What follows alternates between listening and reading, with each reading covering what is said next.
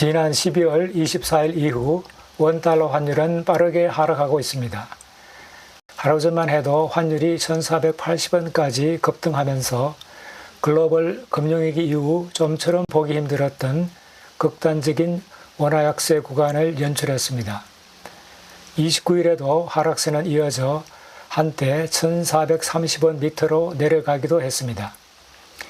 이렇게 환율의 흐름이 갑자기 뒤집힌 이유를 두고 시장에서는 한 가지 해석이 지배적입니다. 바로 이번 환율 급락의 핵심 배경에는 외환당국의 강력한 개입과 시장 안정화 조치가 있었다는 것입니다.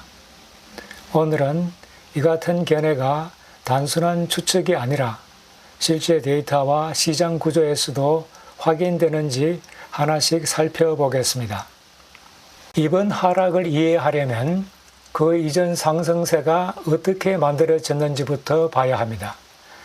12월 초까지 이어진 환율의 상승은 단순한 일시적 사건 때문이 아니었습니다. 국내 투자자들이 해외 주식 매수를 크게 늘렸고 기업들도 미국 투자를 확대하면서 오랜 기간 자본이 해외로 빠져나가는 구조가 이어졌습니다. 여기에 글로벌 달러 강세, 수출 기업들이 달러를 더 많이 보유하려는 경향까지 겹치면서 달러가 시중에 잘 풀리지 않았습니다. 결국 외환시장은 점점 한 방향으로 기울었고 이 상태에서는 환율을 쉽게 내리기 힘들었죠. 연말 종가 관리에 나선 외환당국 입장에서는 더는 구두 개입만으로 흐름을 바꾸기 어렵다고 느꼈을 것입니다. 외환당국이 개입한 첫 번째 증거는 환율 하락 속도와 양상입니다.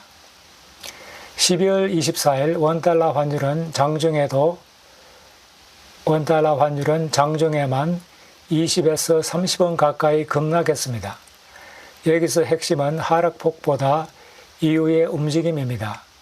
보통 갑작스런 급락이 나오면 곧바로 반등하는 경우가 많지만 이번에는 환율이 제대로 올라가지 못하고 고점도 점점 낮아졌습니다. 이는 흔히 급락, 급반등이 벌어지는 공포성 매도 패턴과 다릅니다.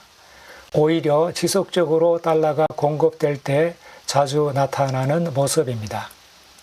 두 번째 증거는 현물 시장과 여객 시장의 반응 순서입니다. 이번 환율 하락은 서울 현물 시장에서 먼저 시작됐습니다. 그 뒤에 여객 NDF 시장이 따라가는 흐름이었죠.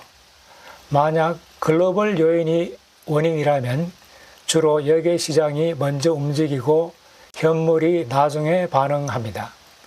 그런데 이번에는 국내 현물 시장이 선행했죠.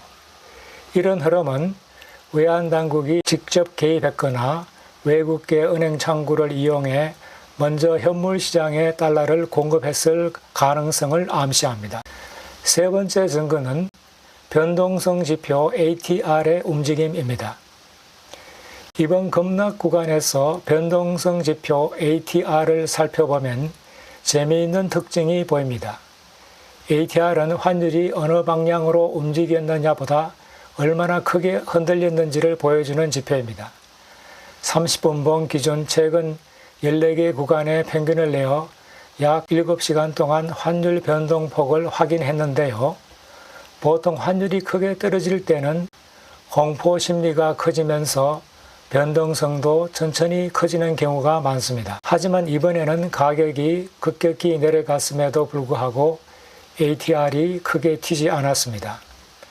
이건 시장이 자연스럽게 무너졌다기보다는 누군가가 일정 속도로 시장 흐름을 조율하며 관리했을 가능성이 크다는 뜻입니다.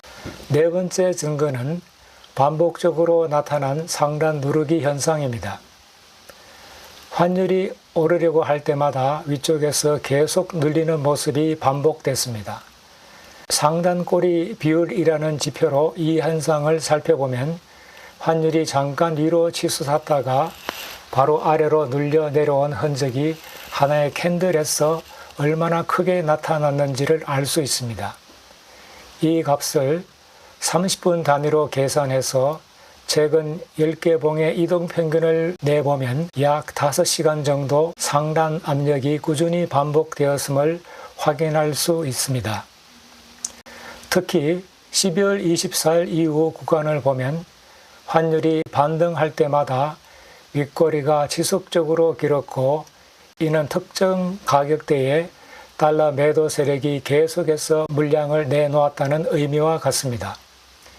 이런 패턴은 우연으로만 보기 힘든 신호입니다. 이처럼 최근 환율 하락에는 단순한 시장 심리뿐 아니라 외환당국의 적극적인 시장 개입과 관리가 뒷받침됐다는 흔적이 데이터 곳곳에서 보입니다. 5번째 증거는 잇따라 나온 정책 발표입니다.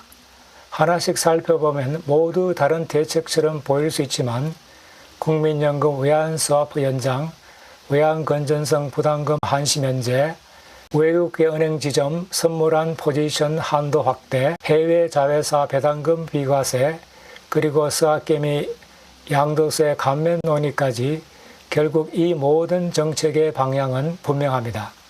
모두 달러를 시장에 더 많이 나오게 하려는 장치라는 점이죠. 더 주목할 부분은 이러한 정책들이 환율이 급락한 뒤에 급하게 발표된 것이 아니라 급락이 있기 전으로 미리 배치되어 있었다는 점입니다. 그저 사후 대응이 아니라 앞서 준비된 정책 패키지가 단계적으로 작동했다고 볼 수 있겠습니다.